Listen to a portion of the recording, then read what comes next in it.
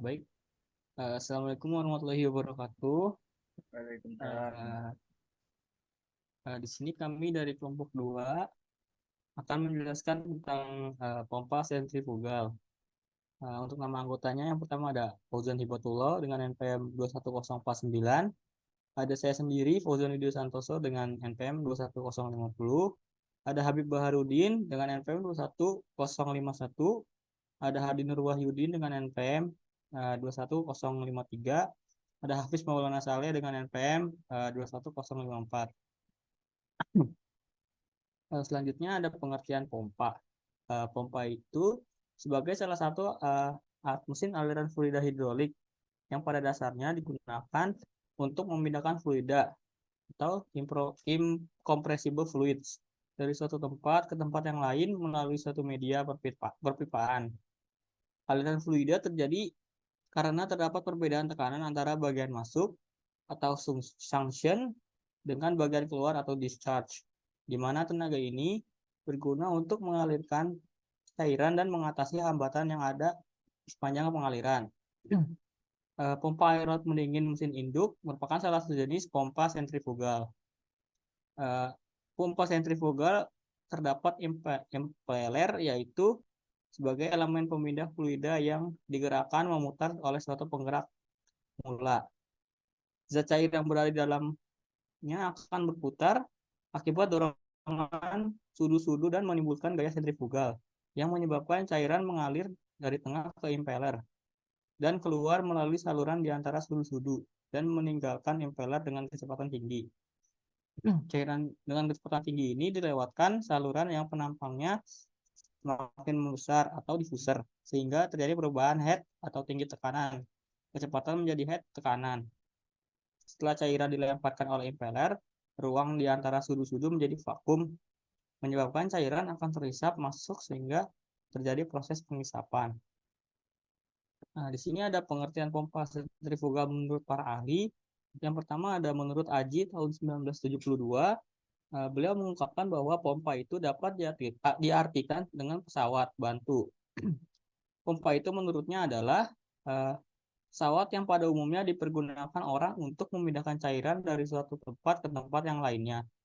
Selanjutnya ada menurut Saputra, beliau mengungkapkan bahwa pompa sentrifugal adalah suatu mesin yang digunakan untuk memindahkan fluida dengan cara putaran menaikkan tekanan dengan gaya sentrifugal dan fluida keluar secara radial melalui impeller.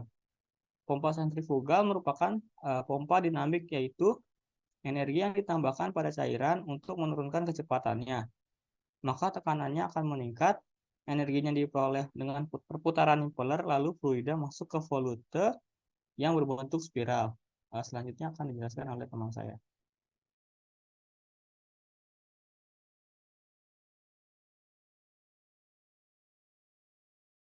Ya, selanjutnya ada komponen pompa sentrifugal. Yang pertama ada impeller. Ini adalah komponen berputar utama dalam pompa sentrifugal. Impeller terdiri dari sudut-sudut melengkung yang memutar cairan dan menghasilkan gaya sentrifugal untuk memindahkan fluida. Yang kedua ada casing atau housing. Casing adalah bagian luar pompa yang melindungi dan menahan impeller serta mengarahkan aliran cairan. Disebut juga sebagai rumah atau housing. Untuk gambarnya ada di samping. Selanjutnya ada suction pipe, pipa sirkulasi. Pipa yang mengalirkan cairan ke pompa dari sumbernya. Cairan akan masuk ke pompa melalui bagian ini. Selanjutnya ada seal, penutup mekanis, komponen yang memastikan tidak ada kebocoran cairan dari pompa. Seal ini umumnya terletak di antara impeller dan casing atau di sekitar poros pompa. Selanjutnya ada bantalan atau bearings. Bantalan yang mendukung poros impeller dan memungkinkan impeller berputar dengan lancar. Selanjutnya ada poros atau shaft. Poros adalah bagian yang menghubungkan impeller dengan motor atau sumber daya penggerak lainnya. Poros mentransfer energi dari sumber daya penggerak untuk memutar impeller. Selanjutnya ada motor penggerak. Motor atau sumber daya penggerak lain yang memberikan energi untuk memutar impeller. Selanjutnya ada konektor dan fitting.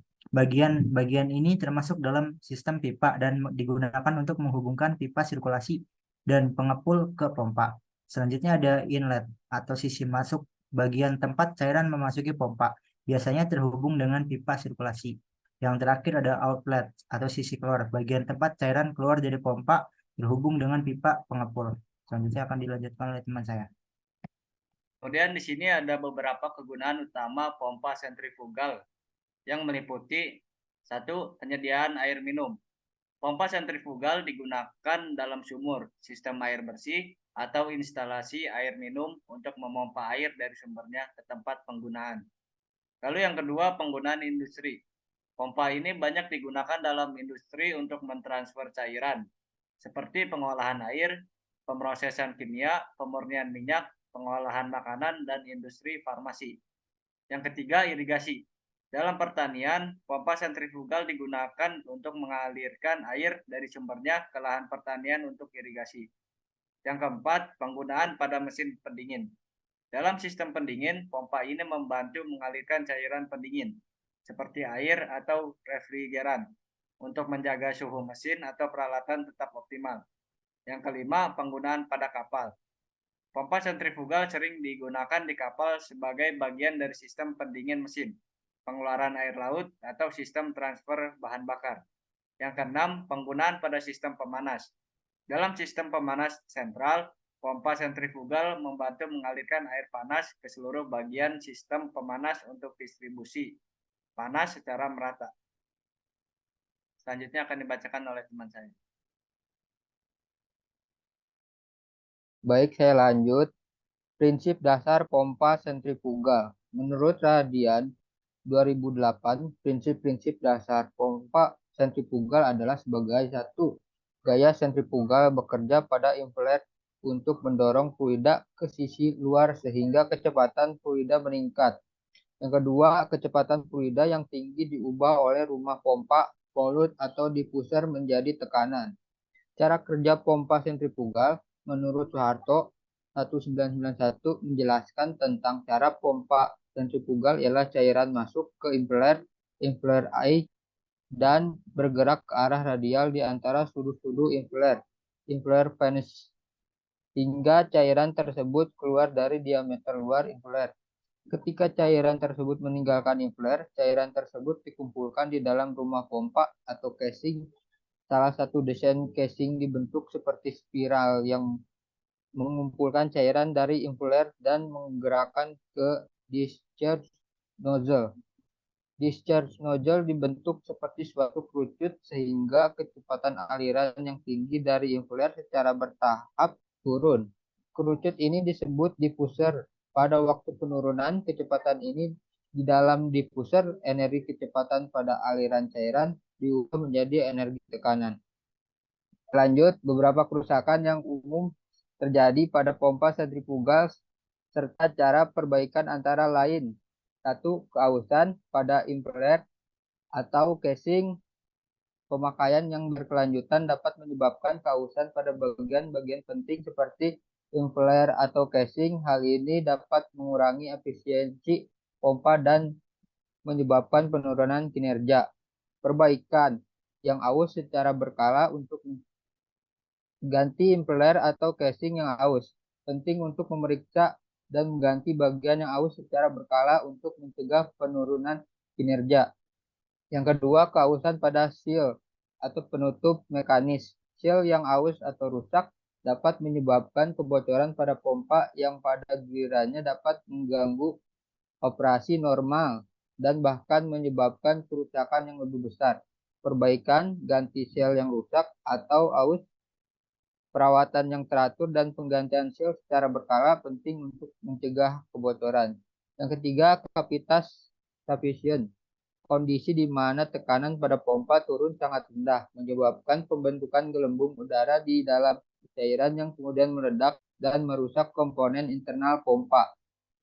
Perbaikan, memastikan pompa dioperasikan dalam batas desainnya, mengurangi kecepatan aliran, atau memodifikasi desain pompa untuk mengurangi kapitas. Selanjutnya akan dilanjutkan oleh teman saya.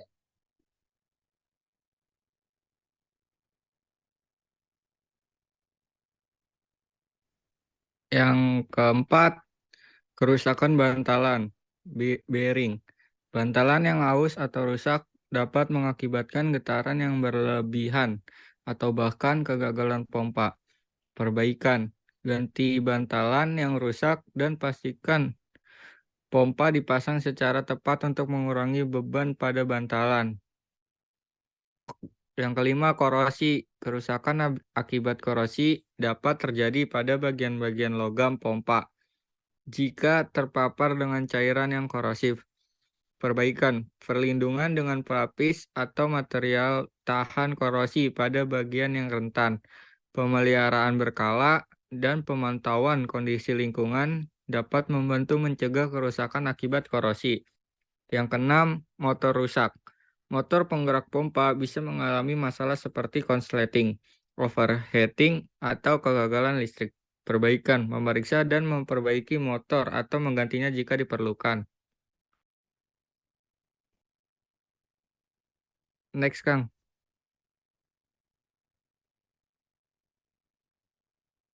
Perawatan pada pompa sentrifugal. Perawatan yang teratur pada pompa sentrifugal sangat penting untuk menjaga kinerjanya, mencegah kerusakan, dan memperpanjang umur pakainya. Berikut adalah beberapa langkah perawatan yang dapat dilakukan. Yang pertama, pemeriksaan visual rutin, yaitu dilakukan pemeriksaan visual secara teratur untuk memastikan tidak ada tanda-tanda kerusakan pada pompa, seperti kebocoran, aus pada bagian-bagian tertentu, atau tanda-tanda korosi.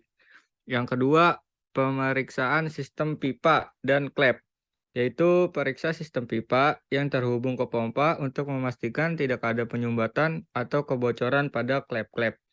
Yang ketiga, pemeriksaan suhu dan getaran. Monitor suhu pompa dan getaran yang dihasilkan. Perubahan suhu atau peningkatan getaran pada getaran dapat menandakan masalah dalam operasinya. Yang keempat, pembersihan. Pastikan pompa dan area sekitarnya tetap bersih. Bersihkan bagian luar pompa secara teratur untuk mencegah debu atau kotoran menempel pada komponen-komponennya. Yang kelima ada pelumasan, yaitu pastikan sistem pelumasan pada pompa berfungsi dengan baik.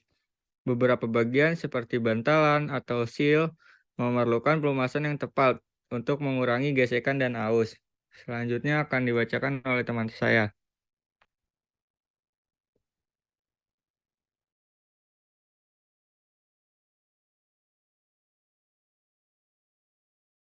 Oke, selanjutnya itu ada yang keenam, pemeriksaan seal atau penutup mekanis. Periksa seal secara berkala untuk memastikan tidak ada kebocoran. Seal yang aus atau rusak harus segera diganti. Lalu yang ketujuh, pemeriksaan impeller dan casing. Periksa impeller dan casing untuk memastikan tidak ada keausan yang signifikan. Jika ditemukan aus, pertimbangkan untuk mengganti komponen tersebut. Yang kedelapan, pemeriksaan motor. Periksa motor penggerak pompa secara berkala untuk memastikan tidak ada masalah seperti overheating, konsleting, atau kegagalan listrik. Yang kesembilan, perawatan preventif. Terapkan jadwal perawatan preventif yang teratur sesuai rekomendasi produsen atau standar industri. Ini bisa termasuk penggantian suku cadang yang aus, pemeriksaan berkala, dan servis rutin. Lalu yang ke-10, pelatihan dan keterampilan staf. Pastikan operator atau teknisi yang bertanggung jawab atas pompa memiliki pengetahuan yang cukup tentang pengoperasian dan pemeliharaan pompa. Next, Kang. Baik, mungkin cukup sekian dari presentasi yang dapat kami sampaikan. Lebih kurangnya kami mohon maaf. Terima kasih. Wassalamualaikum warahmatullahi wabarakatuh.